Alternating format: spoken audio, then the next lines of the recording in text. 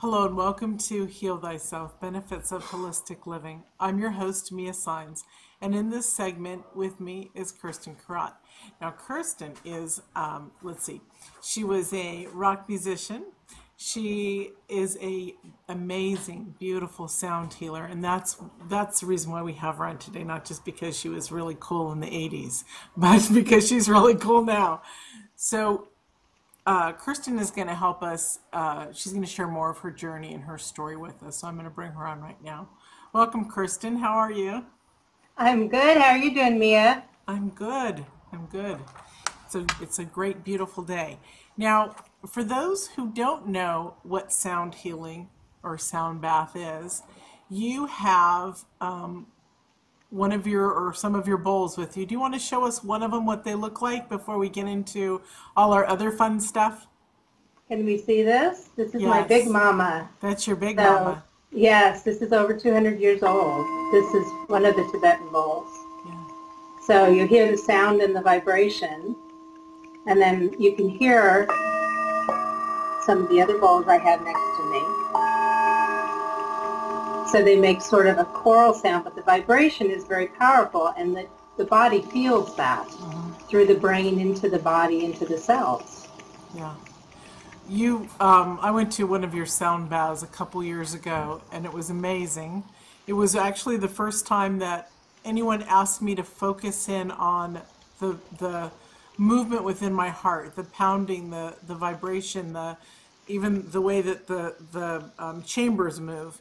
And I was so blown away by being in touch and tuned with myself through your sound bath. I don't know if you ever knew that. No, I So, didn't. That's nice to know. I yeah. love hearing that stuff. Yeah, and also when I had you on the radio a couple years ago, you put the one of the bowls on my heart, and you said that it was a different sound you had ever heard, and I loved that because I'm all about love, and so it was very cool. Yeah, it's Very beautiful cool. how different people's energies and their bodies can shift the sound of the bowl Yeah, depending on their own energy. It's gorgeous. it's Yeah. very, very, very cool. So share with us your journey because you started out well, you've been in music your whole life, but you started out in a rock band, playing all the clubs in Hollywood and stuff, and I guess doing like an album, and to turning into a spiritual sound healer. So you want to share your journey with us, or some of it? Sure, sure. I think I'm having an 80s hair day today. It looks fabulous. It's called Rainy Days in LA. But yeah, I mean, music's been a part of my life since I was little, where I just kind of, it was something that I did naturally with harmonies, and my mom brought me into music really young, at like age 3. I was just naturally doing harmonies, and so that was just a natural progression for me. The rock band thing happened totally by accident. I was in a job working while I was just out of college, met a woman who heard me sing and said, "Oh my God, I love your voice," and was forming an all-girl band, and I ended up being the lead singer. It just like all, I mean, it wasn't something I went after. It just kind of happened. And the next thing I knew, I was playing the Sunset Strip and recording in studios and doing backgrounds for other people. And it was an amazing journey. And then went and did solo stuff after that, cabaret stuff. But when I started writing my own music and I was going in more of like a spiritual journey, I was combining more of my rock and blues background with more kind of trying to go into the spiritual side as far as the lyrics. And that started with my song Sanctuary, and taking like an internal look at what is sanctuary. It's more not about a place or a person, but it's about ourselves, a sanctuary in ourselves. And that song started to resonate with people, and I would get phone calls. I mean, it just got out kind of among the spiritual group. Tony Robbins used it with his, my girlfriend used it with some of them to motivate them before they would go out and do a session with people, like on one of the Tony Robbins weekends. And so from that, people would come to me and say, "I don't know what it is, but when I'm listening to some of your music, I'm feeling healed, like I was feeling depressed and I don't feel that way, and it's listening to your music. So I started to do research, and this was way back before there was anything on the internet, about what it is with music and tones. Was I doing something that I wasn't aware of that had a healing resonance to it? Just started Googling and started looking at stuff, and found a master teacher who was doing toning, which is using your voice for healing. And that's what I first learned, was that, you know, your own voice is the best healing tool. And everybody's voice, you can calm yourself, soothe yourself. So I started teaching that first. I was doing it naturally. My mentor kind of said to me, you already know this stuff, you're doing this. Turned around and together we created a sound healing CD called Elements, which uses the tones, uses the elements, right? Water, air, fire, and the chakras in the system. And so the music speaks on all those levels. I didn't realize that that music would end up being something I would use in my own healing journey. But it just kind of all organically fell into place. It wasn't something I went looking after, any of it. Mm-hmm. It just kind of was the flow that started happening naturally. That's really awesome. Part of your healing work that you do with your sound bowls and things like that came out of, which a lot of healers comes out of their own journey of self-healing. You were diagnosed with, I don't want to say the wrong word, hepatitis, correct? Yeah, and on your deathbed. So will you share with us that powerful story? I had been doing okay and been doing my music. I had been working on the sound healing CD, and just my body was out of whack. And I was pretty in tune with my body, and I realized that something was going on when actually in just to the gynecologist. And because I was having felt like my body was itching from the inside out. And she's the one who said, hey, let's run some blood work. And then we found it in my blood, traced it back to a surgery that I had had in my 20s where I was given blood, and it back in that time period, right, in the 80s, mm-hmm.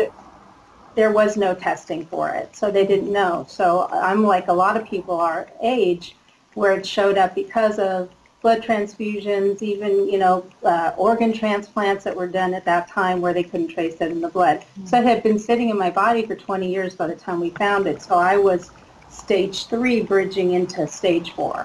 Mm. And at the time, there wasn't the new stuff they have now. I was in the point where when we first found it, it was like chemo shots. You would go, chemo treatments, you would go into the doctor's office 3 times a week and get. And even then I was given a 30% chance that would work. So I did alternative stuff, waiting for new medicine to come. Changed my nutrition. I was doing the sound bowls on my body. I was naturally doing guided imagery to go into my body and talk to my body. And learning how to read my own blood work so I would know what was going on in my body so I could try and talk to my body. And then when newer medicine came out, it was a real struggle for me because I had the struggle of, do I do the Western medicine or try, and I've been trying to do the alternative myself. I decided to combine it. I went to one of the top liver specialists in the country, and he kind of said to me, hey, even with this new stuff, it's like a 50-50 chance that it's going to do anything, but we'll try it. And I started a chemo treatment. I was on for about a month. I was on a special research protocol because I had a type of it that was the hardest to cure. And within a month, the doctor came back and said, I don't think it's working. I want to pull you off. We should just put you on a transplant list. Well, in my head, that meant with the waiting list for organs that I would probably die before I would get one. Mm-hmm. And I wasn't about to do that. So I went to my other doctor that I had down here in LA and asked him if he was ready to give up on me too. And he said no. And so I came up with my own program. I said, I'm just letting you know this is what I'm going to do. And I did the alternative and the Western together. I did the sound bowls on my body every day. Did them when I did the chemo treatments because I had to give those to myself, the shots. And so as I did that, I was visualizing and doing the work and seeing the medicine go in and do what it needed to do and leave my body. I was doing Tai Chi. I was doing acupuncture. The most powerful was the imagery and the sound work. Putting the body. And I know you and I love you. And I can't believe how it affected me this time. Can you share, because it was very powerful, I reached out to you when I was very ill, almost 3 years ago, and you taught me this guided imagery to help with this.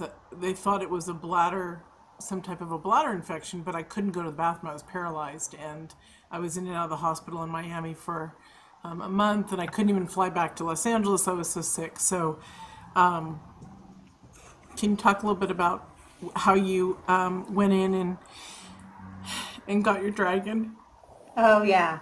So the biggest part of what I do, because I really love working now with people, cancer patients, people that are going through illness, people that are dealing with pain, stuff that's out of balance in the body. So when I was really sick, I needed to make an image for the illness.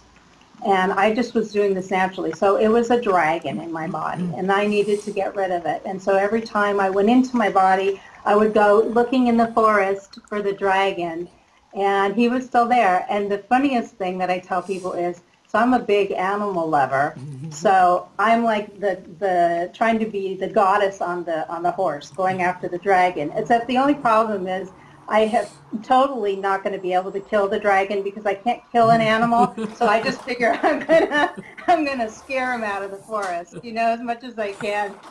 Yeah. Try and be powerful enough that he'll just want to leave. So, and I just kept saying, you're not welcome here. You need to go. I'm not going to kill you, but you need to leave. You need to leave out of my forest and go. And I did that talk with my body.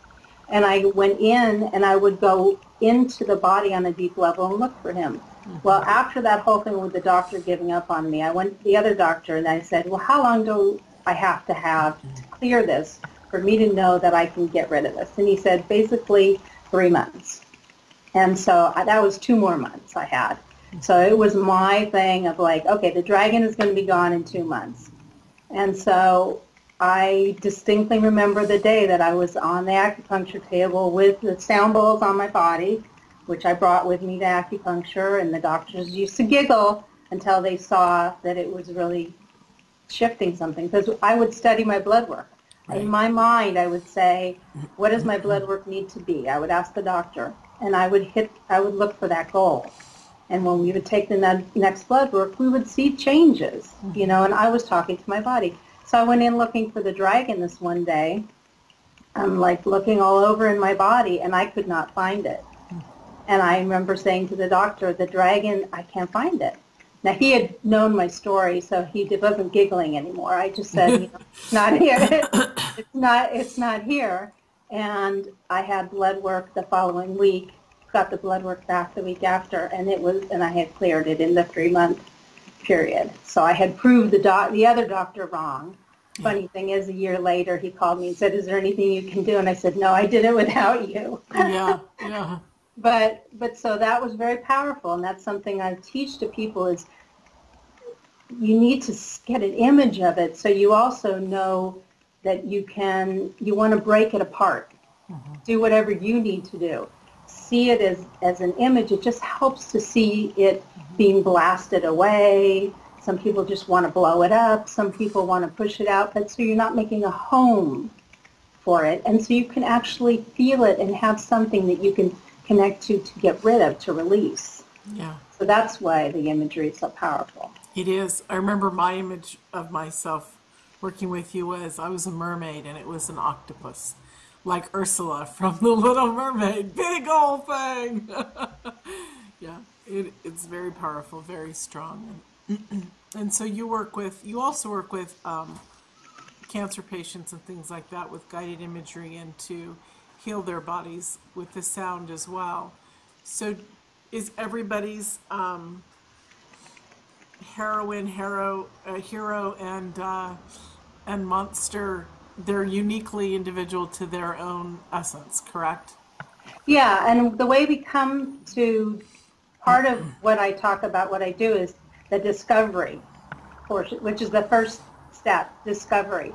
So when I'm doing the guided imagery, we go into the subconscious, right? So you're going below the surface.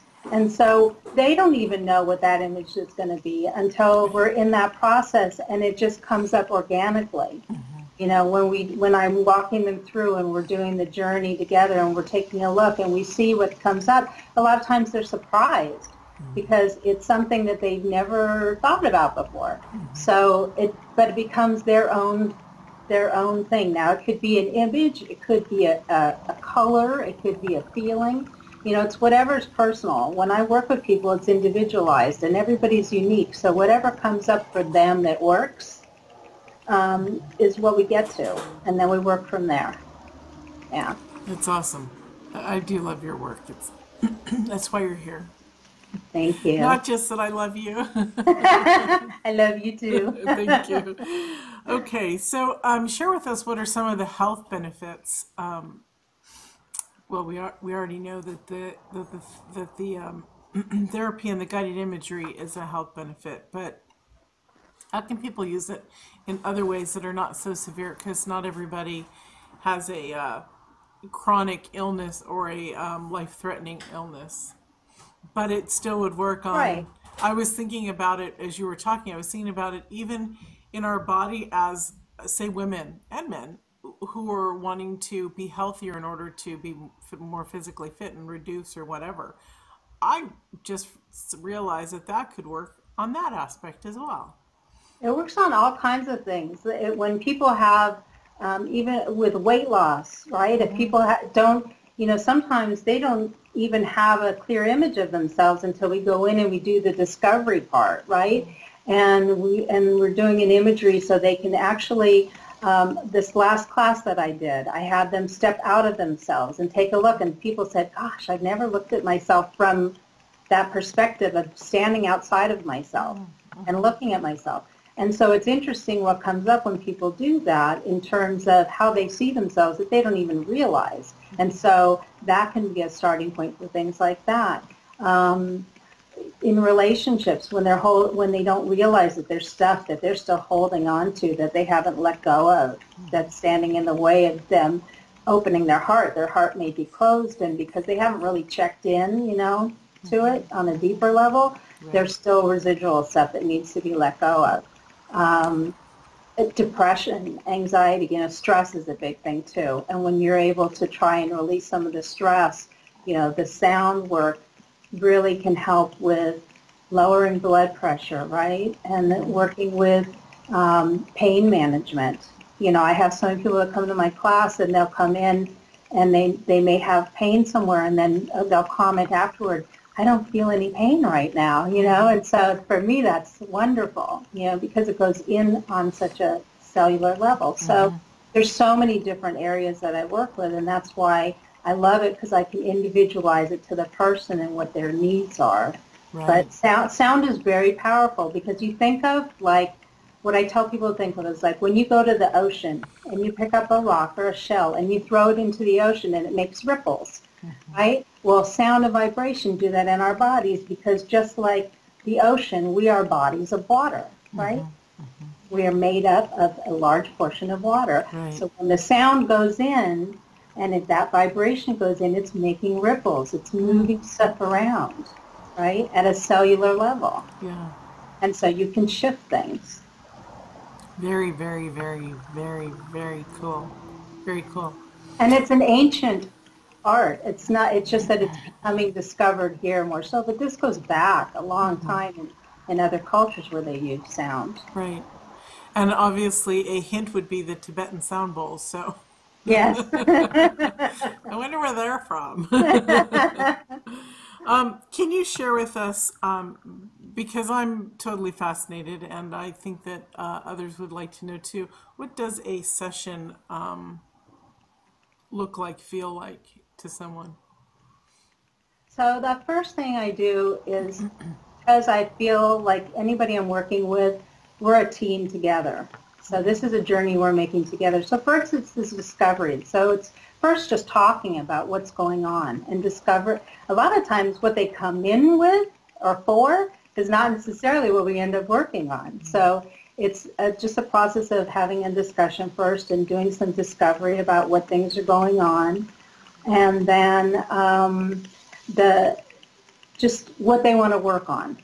You know, what area do they want to work on? We'll start there, whether it's just reducing stress or it's dealing with something they feel, a heaviness that they want to let go of, or if there is pain or, you know, illness, whatever it is. So it's, we first just talk, and then we go into, you know, getting them relaxed, doing some breathing techniques, checking in to see how their body's feeling, and if there's any areas that are feeling discomfort, I like to know that. And then going into using the sound bowls on the body. So I'll place them on the body and start to just talk through and guide them through you know, a simple journey. And that's usually very intuitive with me, depending what's going on in their life as to what I want to do as far as the journey. I also use tuning forks that do vibration in certain areas. So I'll use those on certain acupressure points, especially if there's pain and things with my cancer patients. If there's pain in certain areas or nausea, you know, for side effects if they're going through chemo, then I'll work on certain acupressure points with the tuning forks and also with the bowls. And also I teach, you know, so it's very individualized depending what's going on. And so then we have, and emotions will come up sometimes, and so we'll talk through that. And then usually at the end I kind of just round it up to see where we're at. And for people that do packages with me where we're going to work over a certain period of time, I give them homework. Yeah, good. So people that work with me, I tell them, you know what, this is about you doing the work too. Because it's not only the discovery, but you have to accept what's going on, and then you have to want to transcend and move forward. And so I am not the magic one that's just going to make that happen. I don't just put the balls on their body and say everything's going to be fine. No, we have to work on it together, and that means you have to participate in your own healing. But that's what I love doing, is empowering people to learn how to participate in their own healing, so that you know, when they're not with me, and something comes up, that they can handle it. Exactly. You know? I give homework too. Yeah. It's very important, even if it's very good. Can you share with us? There's patterns that you deal within illnesses. What does that exactly mean? As far as what? Say it again. Patterns. Oh, I'm sorry. I'm reading it wrong. I'm reading my notes wrong. Oops. I think somebody needs a new pair of glasses. The word was patience, not patterns. Oh my goodness. Oh, that's so funny. Okay, so when we were in one of your sessions, this is about the sound vibration in our body. You've talked about how it breaks up and moves things around. And when we do it with a conscious intention of healing, it's really, really powerful. But there's still some people who might not understand all of it. And it's not quite mystical, but it seems sort of like it. It's just like, there's different bowls. There's crystal ones. We saw yours was made of like a brass. Different metals, right? Yeah. And so what type of sound resonance would be with a crystal as opposed to the metal ones? It's just a different tone and vibrations. For me, I just prefer the Tibetan. That's what I was pulled to. It's more of an ancient feeling to me. There's no right or wrong. You know, some of the crystal bowls I like, you know, the Tibetan bowls have all these beautiful 7 metals that they're made of. There's just to me, it's just what I work with best. And I love the ancient feel of it. I just love the tones as they go into the body. The vibrations, you know, I handpick them so they go together. So it's just a matter for me of a personal preference. I'm moving into adding some fun new tools that will be coming up in some of my classes that are some newer healing pipes and things that are actually tuned to the different hertz for DNA repair and for some other things that are like the 528 hertz that we've been hearing about and 432. So those are for specific areas I'll be working with my clients as well to hone in even more on healing through certain vibrations that are part of this. So the ancient, vibrations that were used in the Gregorian chants and things like that. So I'm going to be moving in some new stuff to play, which will be great. So for me, it's just what I was called to, and it's just what feels right, for me. And I just go with that in terms of the tools that I use. It's very, very, very cool because the different sounds, like you were saying, that come off of it, they must heal us in totally different ways. As everybody can see, I'm still in awe of it. It's fascinating to me. Different sounds affect our body differently. There are sounds that also come externally in our, I was thinking as you were talking, in our atmosphere or our universe, and those affect our body. Is that because, as you were saying before, and I just want clarity here, that's because our bodies are made of a mass of water, mostly? So yeah, I mean, there's a lot of noise in the world. So it's, and our bodies react to, we're surrounded now with, the cell phones and traffic and, and all the sounds around us that can just kind of bombard our bodies. Right. And so it becomes just where, like with the bowls, it goes through to a different part of the brain that kind of calms the brain down and relaxes it.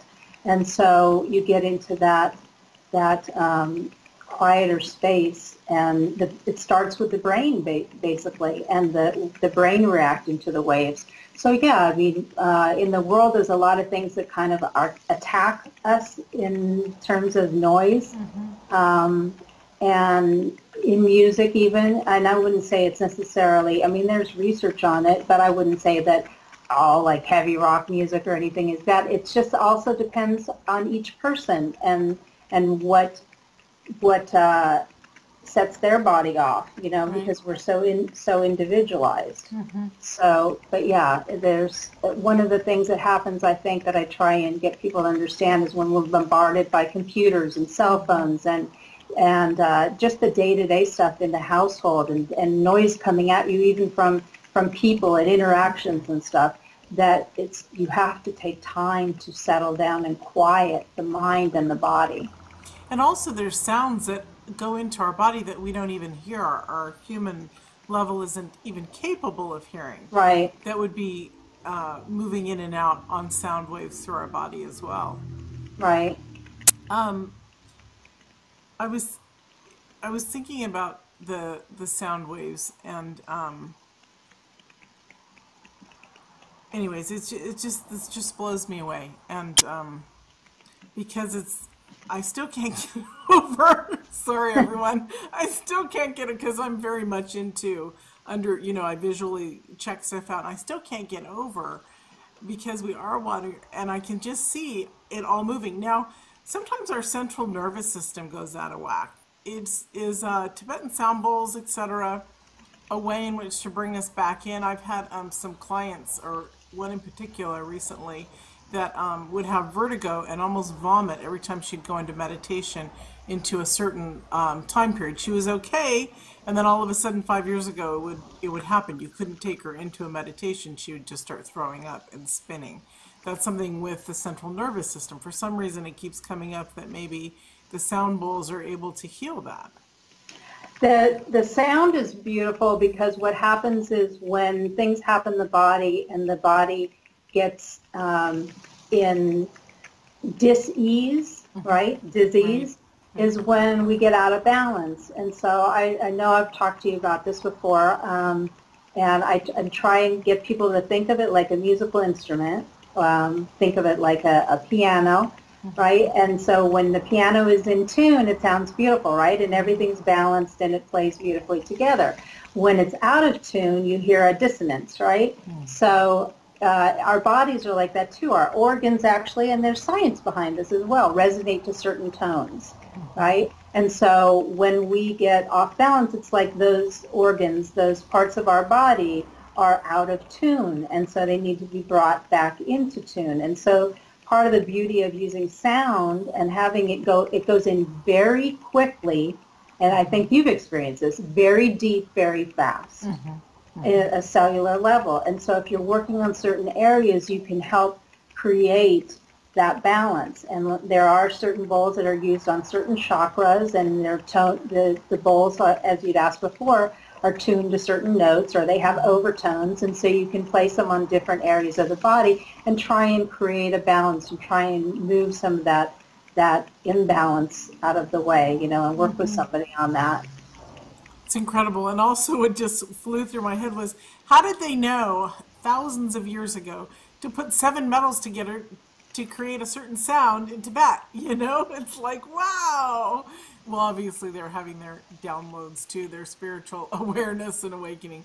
Brilliant. Just totally brilliant. You have a free gift for us. Yes. I'm going to spoil people a little bit. Good. A couple free gifts. The Element CD that I mentioned that helped me in my own healing, I'm going to give them a couple tracks from that. And I will also give them a little bit of guidance on how to use those. But it'll just give them a little taste of that. And then what I want to do is, because for me, I love to interact with people, and if I can help them in any way, even just the discovery phase of something, I want people to deal with me one-on-one. So I'm going to offer people a little mini free discovery session with me, that they can do through Skype or phone, and they'll be able to sign up and schedule a time with me for like a little mini, 20, 30 minute where we can, just see where they're at and see if I can help in some way. That's fantastic. That's loving, beautiful. And when you said the elements, tracks from the elements, I was like, yay, I want to listen to that. And I have the whole CD available too, but I really wanted to give people something that they can use, if they need to. Yeah, and I can't believe that I don't have your CD.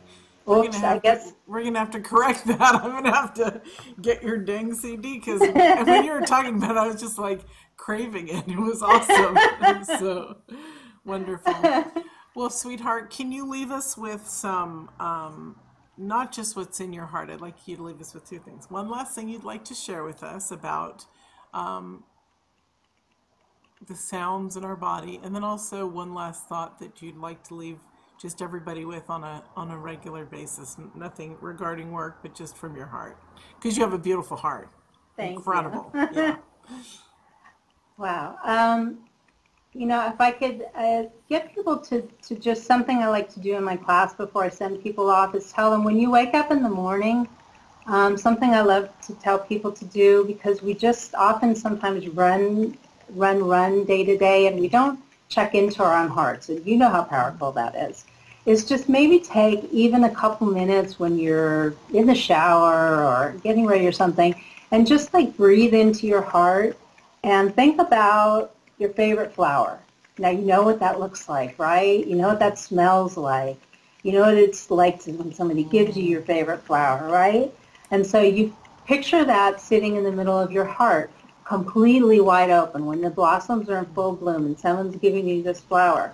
And you just kind of close your eyes for a minute and feel that, and then the world, and notice that there's a difference. And if you do that and you check into your heart and it doesn't feel like the flower's open, like when the flower's closed before the sun hits it, then maybe take a look at something maybe that's keeping that flower closed and try and picture opening it. It's something to do, just see if it shifts your day. For me, that's always just a fun little thing, because everybody has a favorite flower. And if you just kind of put it here in the morning. And other than that, I just think that Just appreciate each other. Take time to connect into yourself every day. It's so important. And connect into the people around you. And when you can, I know it's been really powerful when I take people into nature. So pamper yourself a little and take yourself into nature once in a while. It really puts things into perspective, even just to take a walk and be in nature. And and Very just cool. just cherish each other, because we we just never know what can happen in life. And so every day is a blessing. Be in the moment. Be in the Wonderful. moment. Cherish the moment. I love that. Thank you so much, honey, for being on. I'm so excited you were. And I owe you a CD. Oh, and we have to have dinner soon. We've been missing each other because of Yes, prepping we do. for all this beautiful stuff that's going on. So Yes. thank you so Thank you for much. having me be a part of this wonderful program. It's Thank wonderful you to so have much. you. Thank you. Thank you. And thank you all for joining us. And we'll see you in another segment. Bye.